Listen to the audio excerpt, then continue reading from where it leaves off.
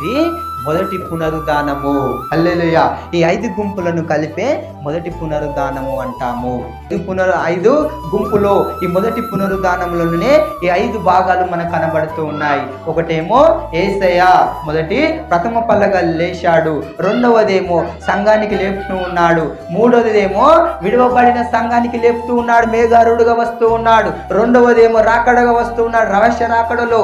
అయితే ఈ 4వ గుంపు ఉంది చూడు, బహిరంగ రాకడ. దీనిలో ఎవరు లేపబడుతూ ఉన్నారు? పాత నిబంధన పరిశుద్ధులు, హతసాక్షులు లేపబడుతూ ఉన్నారు. ఆదాము నుంచి బాప్తిసం ఇచ్చి యోహాను వరకు. ఇది 4వ గుంపు.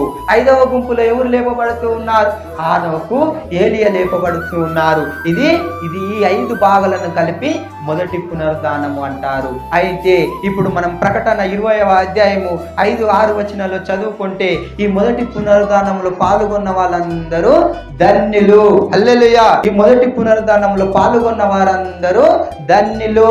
అంటే వీరికి 2వ మరణముపై అధికారము లేదు. హల్లెలూయా. 2వ మరణము వీరిపై అధికారము లేదు. వీరికి 2వ మరణము లేదు. వీరికి 2వ మరణము లేదు. ఈ గుంపులో నువ్వు ఉన్నావా? ఈ గుంపులో నువ్వు ఉండాలి. హల్లెలూయా.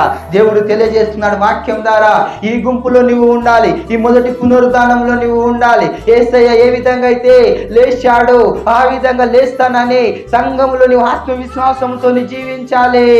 జీవిస్తున్నావా అమ్మా? ఏ విధంగా నువ్వు జీవిస్తూ ఉన్నావు?